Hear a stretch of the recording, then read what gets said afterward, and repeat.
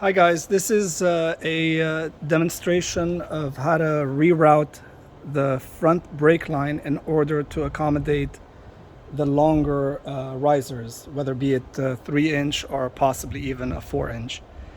For the people that are going to do 2-inch risers, I don't think that this is necessary. You can get away with that without rerouting the brake line, but I would still recommend that you reroute it because it is a little bit tight after installation. So the tools that we're going to need today is just a basic screwdriver Phillips head for these two screws up here. We're also going to need a 12 millimeter socket for the Banjo bolt. Take note, the Banjo bolt, when you retighten later on, it is 25 foot-pounds. So if you want to make a note of that way, I would recommend using a torque wrench, and it's 25 foot-pounds. The next thing to have handy would be some brake cleaner. In case we spill anything anywhere, we have it handy and good to go. And of course, after we remove the Banjo bolt, the two washers that are there will need to be replaced. These are the washers. Let's try to get the right number. There we go. Two of them. And in order to remove the brake fluid, we're going to need a baster of some sort and a vessel to put the liquid in there, and I'll demonstrate that in a sec.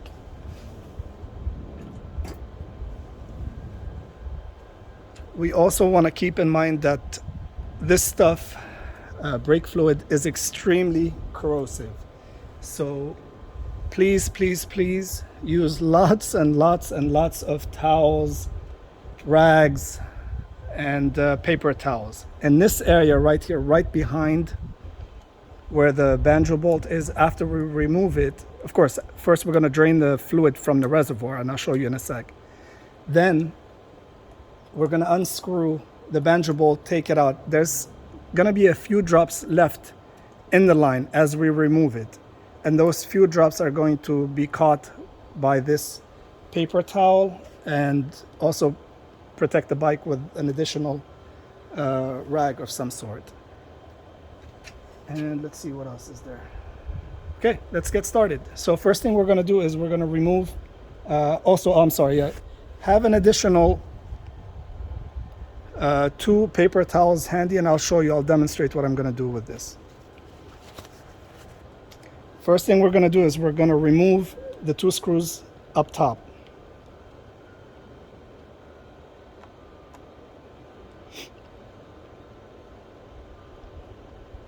And we're going to put the screws somewhere that we're not going to lose them. So if you have some sort of catch tray for like a magnetic one, or a plate or a cup, or wherever you want, you can put it right there. Okay, so this is the cover. There's nothing there. Okay, this is the gasket that seals the liquid inside the reservoir, right? Put everything that you're taking off, put everything on a clean paper towel or clean rag, preferably a paper towel of good quality. You don't want any fibers to be caught in it for reinstallation. So now that we've removed the top plate, we're going to remove hold on. All right, we're going to remove the gasket. Keep a towel handy, that way once you remove it, you can catch it if there's any fluid there. And you see that? That's the rubber gasket. Okay? Put that aside in a clean place. You don't want anything to contaminate it. Next, we have that small floater I was telling you guys about in the other video. Grab yourself something thin, small, to be able to just lift it out gently. And it's just a foam floater. And again, put this on a clean towel next to the gasket. Anything metallic that comes in contact with the fluid, make sure you wipe it off right away. I don't know if you can actually see the fluid level in there. It's a little bit low because I had relocated the line so that I can demonstrate how to reroute the line to behind. In this configuration, this is the stock configuration as the Rebel comes with. So as you can see, the brake line is in the front. And what we're going to be doing is disconnecting it here and then pulling it. And I'm going to show you in a sec.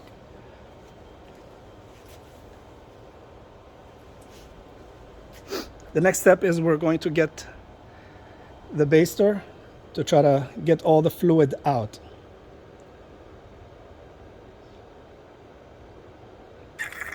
I hope you guys can see this. Now put the tip of the bottle on the inside so that you don't drip anywhere, and just put the liquid in there, just like that. Again, do not drop anything anywhere. Try to get the rest of it out.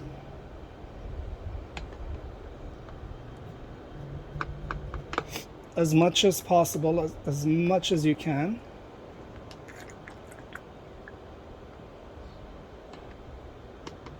And then put this off to the side.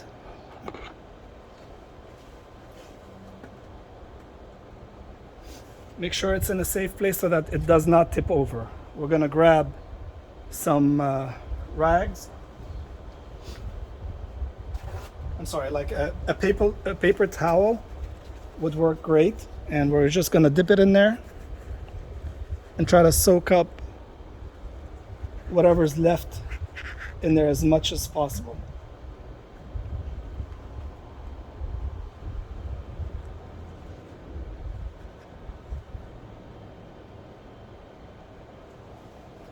This goes immediately in the trash can. The next step is going to be to remove the banjo bolt itself. Okay, this is the fun part. Once again, this is torqued at 25 foot-pounds. And that is it. The rest can be done with the fingers. Use this rag. As soon as you take this off, you're going to see that some brake fluid is going to come out. So you want to try to catch as much of it as possible.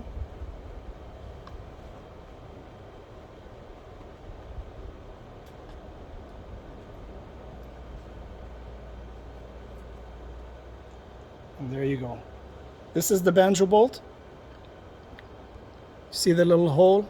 That's where the fluid comes out. You see how it's hollow in the center, and then it comes out right there, and that's what goes into your brake line, and that's how the brakes are applied. That's why it's imperative that this system, and these are the two washers that came off the bike, that this system stay as sterile as possible. So what we want to do is, give me a sec just to put this down.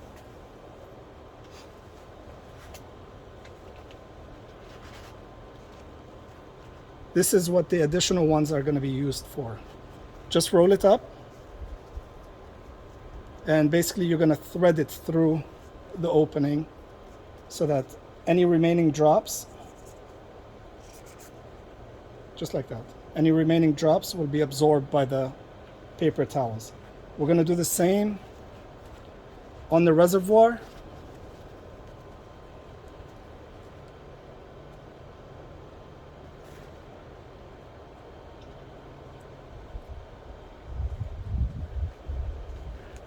So that we don't want anything making contact with anything metallic or plastic on the bike. Once again, this is extremely corrosive stuff. Please be careful with it. All right, where are we? All right, you're still in frame. Next, we're gonna disconnect the rubber grommet over here. So just push in this direction and it'll slide off the bracket, okay? The objective is we're gonna push this line through so that we can go around the other side. So probably better to pull it through this way first and then just pull it through just like that. And we are almost done. Next step is going to be to reattach the line to the reservoir with the new washers.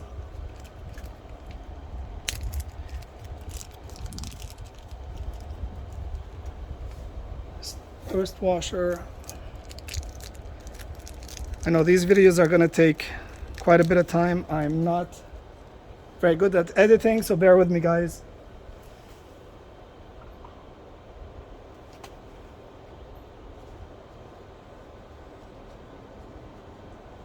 Okay, so Banjo bolt, first washer goes on. We're going to remove this.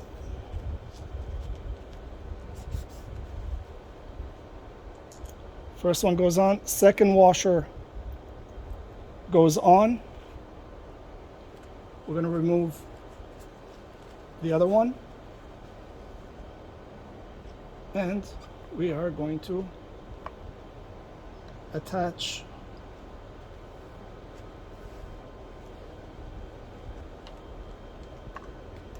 the line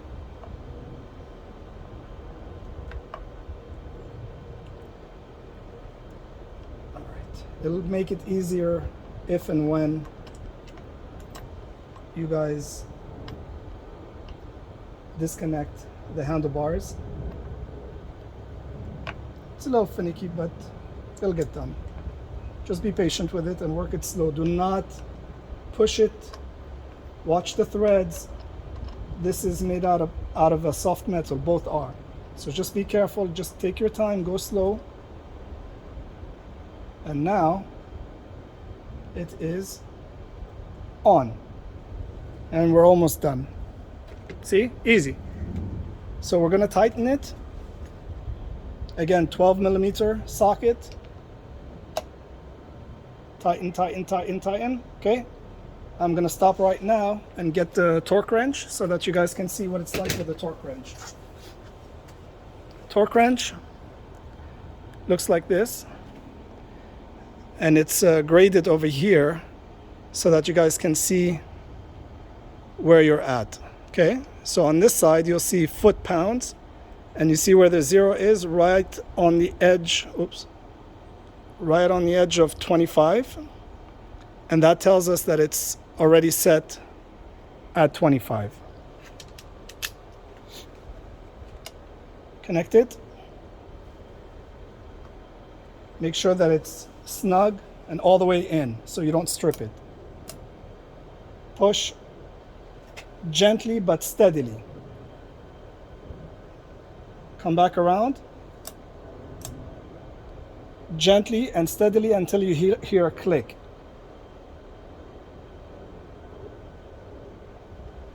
One more.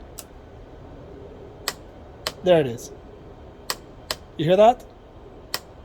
Now we're at the right torque setting for that, and we don't have to worry about one, over tightening or not tightening enough. All right, and then basically after this we're gonna put new brake fluid in, and then after we put brake fluid in we have to bleed the system because now there are bubbles that went inside this line. But also we just finished rerouting the front brake cable. So hope that helps.